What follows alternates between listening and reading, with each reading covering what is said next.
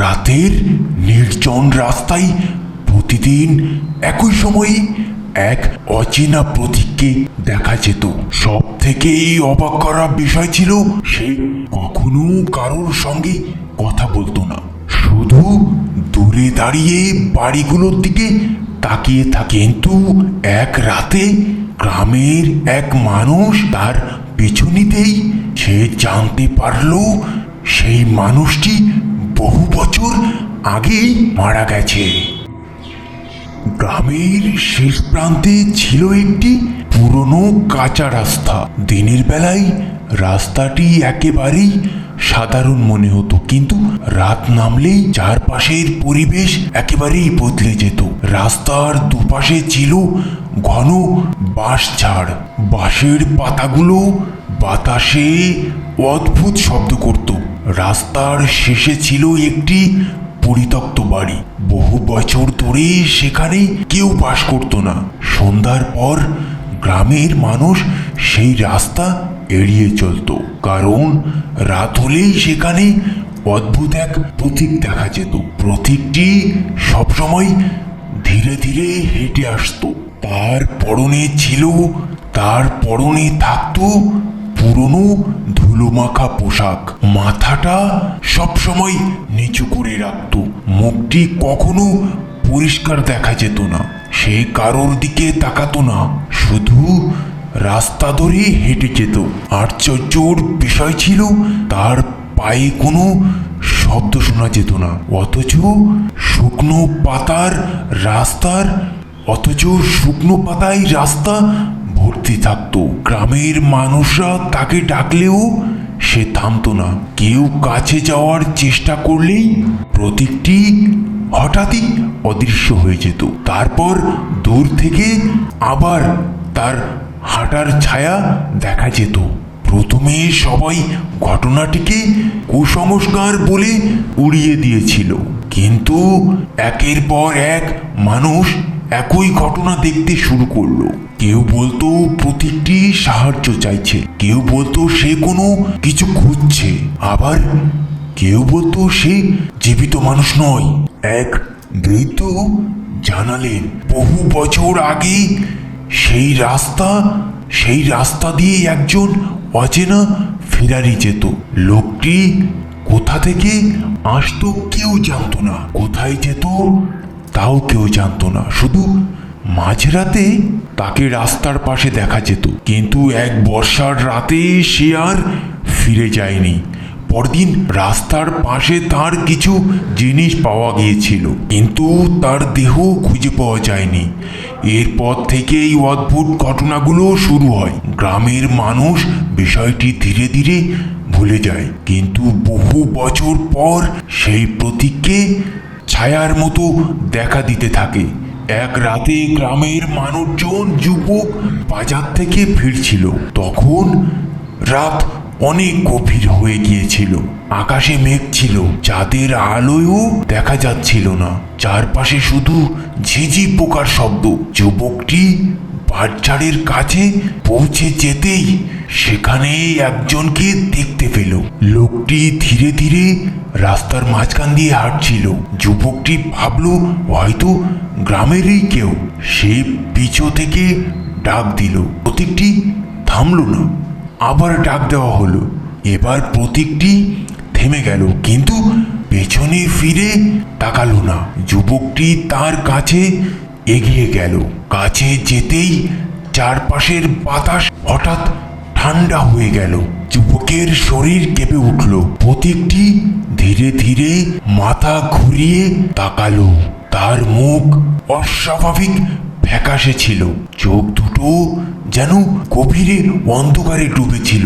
যুবকটি ভয়ে কয়েক পা পিছিয়ে গেল।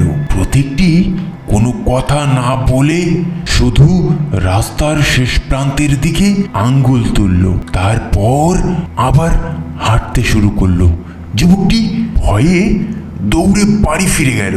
পরদিন সে ঘটনাটি সবাইকে জানালো। গ্রামের লোকেরা আবার পুরনো গল্পটি মনে করলো, কিন্তু কেউ নিশ্চিত হচ্ছিল না প্রতীকটি কে। কয়েকদিন পর একই ঘটনা ঘটল অন্য একজনের সাথে। এবার প্রতীকটি রাস্তার মাঝখানে দাঁড়িয়েছিল। তার হাতে ছিল একটি পুরনো কাপড়ের ব্যাগ। ব্যাগটি মাটিতে ঝুলছিল। বাতাস না থাকলেও ব্যাগটি তুলছিল। লোকটি দূর থেকে প্রতীকটিকে দেখতে পেল। কাছে যেতেই প্রতীকটি ব্যাগটি মাটিতে রেখে তারপর অন্ধকারে দিকে তাকিয়ে রইল। লোকটি তখনও ব্যাগটির দিকে তাকিয়েছিল। হঠাৎ ব্যাগের ভেতর থেকে শব্দ হলো। মনে হলো কেউ ভেতর থেকে আঁচড়াচ্ছে। লোকটি ভয়ে পিছিয়ে গেল। মুহূর্তের মধ্যেই প্রতীকটি অদৃশ্য হয়ে গেল, কিন্তু ব্যাগটি তখনও রাস্তার উপর পড়েছিল। সাহস করে ব্যাগটি খুলতেই ভেতরে কিছু পুরনো কাপড় পাওয়া গেল। তার সঙ্গে ছিল একটি মরিচা ধরা লোহার চাবি, আর ছিল একটি ছোট্ট কাগজ। কাগজটিতে কোনো লেখা ছিল না, শুধু কালো দাগে একটি বাড়ির মতো চিহ্ন আঁকা ছিল। সবাই বুঝতে পারল চিহ্নটি গ্রামের সেই পরিত্যক্ত বাড়ির। কয়েকজন সাহসী মানুষ বাড়িটিতে যাওয়ার সিদ্ধান্ত নিল। তারা দিনের বেলাতেই বাড়িটির সামনে পৌঁছালো। বাড়িটির দরজা বহু বছর ধরে বন্ধ ছিল। দরজায় মোটা লোহার তালা ঝুলছিল। ব্যাগে পাওয়া চাবিটি তালায় লাগানো হলো। আশ্চর্যভাবে তালাটি সঙ্গে সঙ্গে খুলে গেল। দরজা খোলার সঙ্গে সঙ্গে ভেতর থেকে ঠান্ডা বাতাস বেরিয়ে এলো। ঘরের ভেতরে ছিল ঘন অন্ধকার। দেয়ালে পুরনো মাকড়সার জাল ঝুলছিল। মেঝেতে ধুলোর পুরো স্তর ছিল, কিন্তু ধুলোর ওপর নতুন পায়ের ছাপ দেখা গেল। ছাপগুলো দরজা থেকে ঘরের ভেতরে চলে গেছে, অথচ বাড়িতে ঢোকার আগে কেউ ভেতরে যায়নি। সবাই ভয়ে একে অপরের দিকে তাকালো। তারপর ধীরে ধীরে ভেতরে এগিয়ে গেল। প্রথম ঘরে পুরনো একটি কাঠের টেবিল ছিল। টেবিলটির উপরে পড়েছিল একটি ভাঙা লণ্ঠন। লণ্ঠনের পাশে ছিল একটি শুকনো ফুল। ফুলটি এত পুরনো ছিল যে স্পর্শ করলেই ভেঙে যাওয়ার মতো। দ্বিতীয় ঘরের দেয়ালে ছিল একটি বড় আয়না। আয়নাটি ধুলোয় ঢেকে ছিল। একজন হাত দিয়ে ধুলো সরিয়ে দিল। তারপর আয়নায় সবাই সবার প্রতিচ্ছবি দেখতে পেল। তো তাদের মাঝখানে আরো একজন দাঁড়িয়েছিল। সে ছিল সেই প্রতীক। সবাই সঙ্গে সঙ্গে পিছনে ফিরে তাকালো। ঘরে কাউকে দেখতে পেল না। আবার আয়নার দিকে তাকাতেই প্রতীকটিকে দেখা গেল। তারপর ঘরের দরজাটি নিজে থেকেই বন্ধ হয়ে গেল। তারপর দরজাটি খোলার চেষ্টা করা হলো, কিন্তু দরজা একটুও নড়ল না। ঘরের ভেতরের বাতাস ক্রমশ ঠান্ডা হতে লাগলো। দেয়ালে কোথাও ধীরে ধীরে টোকা দেওয়ার শব্দ আসতে লাগলো। শব্দটি যখন জোরে জোরে হচ্ছিল, সবাই অনেক ভয় পেতে শুরু করলো। তারপর 3 বার জোরে শব্দ হলো। সবাই শব্দের উৎস খুঁজতে লাগলো। শব্দটি আসছিল মেঝের নিচে থেকে। একটি কাঠের তক্তা সরানো হলো। নিচে ছোট্ট একটি গর্ত দেখা গেল। গর্তের ভেতরে ছিল পুরনো একটা কাঠের বাক্স। বাক্সটি খুলতেই একটি কাপড়ে মোড়ানো পুটলি পাওয়া গেল। পুটলিটির ভেতরে ছিল কয়েকটি পুরনো কাগজ। কাগজগুলোতে লেখা ছিল এক অচেনা প্রতীকের কথা। জানা গেল বহু বছর আগে এক অপরিচিত মানুষ এই বাড়িতে আশ্রয় নিয়েছিল। সে বহু দিন ধরে এক গ্রাম থেকে অন্য গ্রামে ঘুরে বেড়াতো। তার কাছে ছিল একটি মূল্যবান জিনিস, তো সে কাউকে সেই জিনিসের কথা জানাতো না।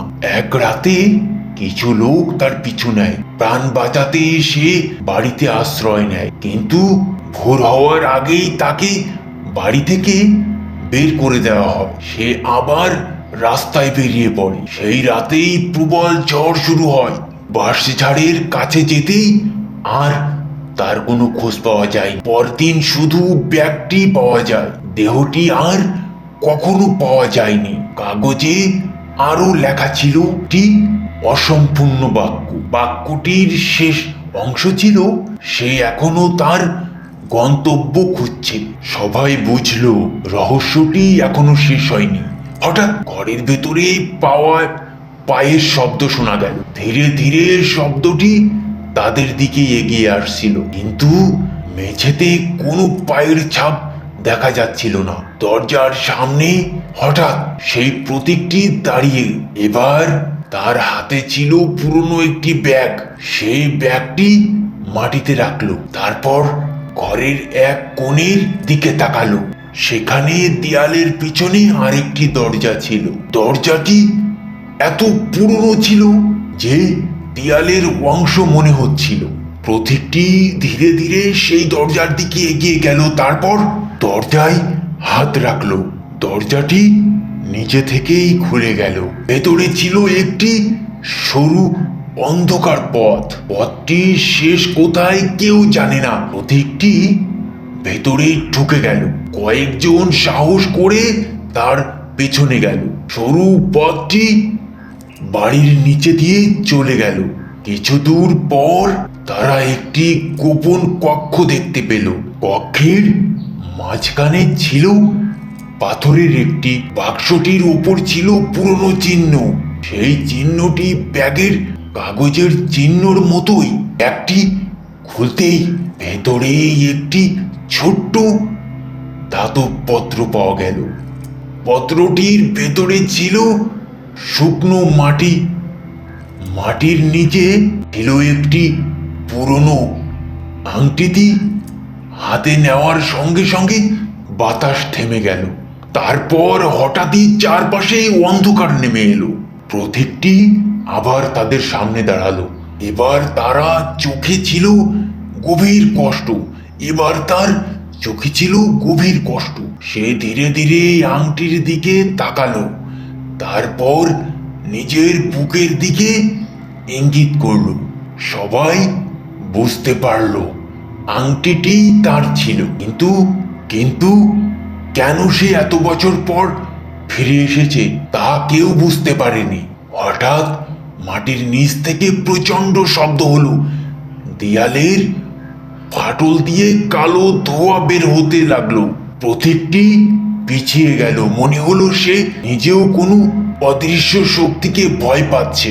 ধোঁয়ার ভেতর থেকে অস্পষ্ট ছায়া তৈরি হলো। ছায়াটি ধীরে ধীরে প্রতীকের দিকে এগিয়ে আসছিল। প্রতীকটি হাত তুলে সবাইকে পিছিয়ে যেতে ইঙ্গিত করল। ঘরের বাতাস ভারী হয়ে উঠল। আংটিটি হঠাৎ প্রচন্ড গরম হয়ে গেল। সেটি মাটিতে ফেলে দেওয়া হলো। সঙ্গে সঙ্গে ঘর কেঁপে উঠল। ছায়াটি চিৎকারের মতো অদ্ভুত শব্দ করল। তারপর পুরো ঘর অন্ধকার হয়ে গেল। কয়েক মুহূর্ত পর সবকিছু ঠান্ডা হয়ে গেল। তারপর আবার সবকিছু ঠান্ডা হয়ে গেল। আলো ফিরে আসতেই প্রতীকটি আর সেখানে ছিল না। মেঝেতে শুধু পুরনো ব্যাগটি পড়েছিল। ব্যাগের ভেতরে এবার একটি নতুন কাগজ পাওয়া গেল। কাগজে লেখা ছিল গন্তব্য এখনো বাকি। সবাই ভয়ে দ্রুত বাড়ি থেকে বেরিয়ে এলো। দরজাটি তাদের বের হওয়ার সঙ্গে সঙ্গে বন্ধ হয়ে গেল। এরপর কয়েকদিন প্রতীকটিকে আর দেখা গেল না। গ্রামের মানুষরা ভাবলো হয়তো সবকিছু অবসান হয়েছে। পরিত্যক্ত বাড়িটিও আবার তালাবদ্ধ করে দেওয়া হলো। কিন্তু সপ্তম রাতের ঘটনা সবকিছু বদলে দিল।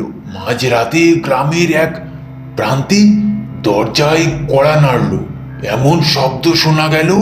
শব্দটি ধীরে ধীরে এক বাড়ি থেকে আর এক বাড়িতে ছড়াচ্ছিল, কিন্তু কেউ দরজা খুলল না। বাইরে থেকে শুধু ধীর পায়ের শব্দ শোনা যাচ্ছিল। তারপর একটি পরিচিত ফিসফিস শব্দ শোনা গেল। শব্দটি বলছিল পথ এখনো শেষ হয়নি। ভোর হলে রাস্তার উপর আবার সেই পুরনো ব্যাগটি পাওয়া গেল, কিন্তু এবার ব্যাগটির ভেতরে ছিল একটি মানচিত্র। মানচিত্রটি গ্রামের বাইরে একটি পুরনো নদীর ঘাটে চিহ্ন করা হয়েছিল। কয়েকজন বুঝতে পারল প্রতীকটি আসলে গন্তব্য সম্ভবত এখানে। তারা দিনের বেলায় ঘাটটির দিকে রওনা দিল।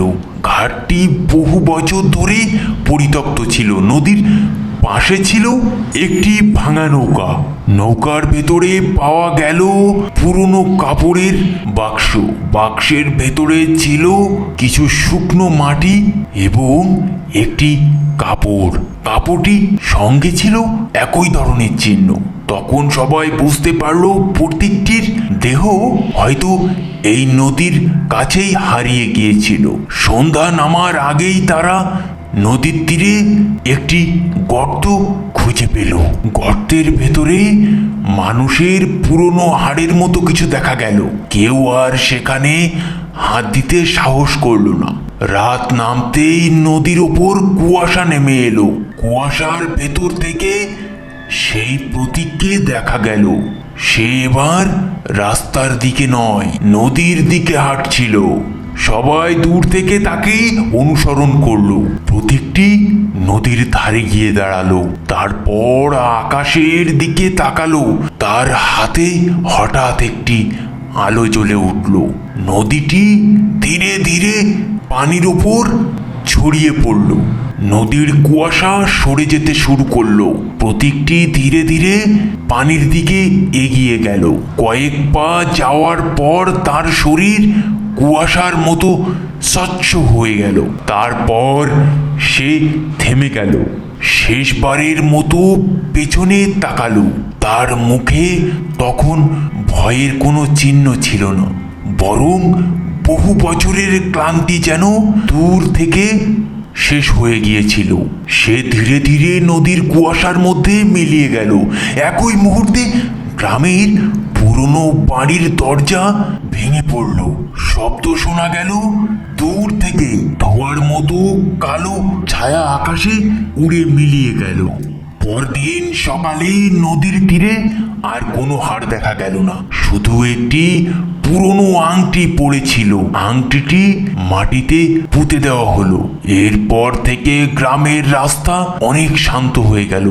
রাতের পর রাত কেটে গেল, আর কোনো প্রতীককে রাস্তার উপরে দেখা গেল না। বাঁশঝাড়ের অদ্ভুত শব্দও ধীরে ধীরে বন্ধ হয়ে গেল। পরিত্যক্ত বাড়িটি পরে সম্পূর্ণ ভেঙে পড়ল, কিন্তু গ্রামের মানুষ আজও সেই রাস্তার দিকে রাতে হাঁটতে বের হয় না, বা কোনো কারণেও রাস্তার আশেপাশে ঘোরাঘুরি করে না, কারণ তারা জানে সব তৃপ্ত আত্মা সবসময় মুক্তি পায় না, কিন্তু আত্মা শুধু তাদের হারিয়ে যাওয়া পথ খুঁজতে ফিরে আসে। আর যতক্ষণ তাদের গন্তব্য পূর্ণ হয় না, তারা পৃথিবীর পথে ঘুরে বেড়ায়। সেই অচেনা প্রতীকের গন্তব্য অবশেষে শেষ হয়েছিল নদীর কুয়াশায়। কিন্তু অমাবস্যার রাতে কেউ কেউ এখনো দূর থেকে পায়ের শব্দ শুনতে পেত, আর তখন ওই মনে হয় কোনো এক অতৃপ্ত ফেরারি হয়তো এখনো তার শেষ পথটি খুঁজে বেড়াচ্ছে।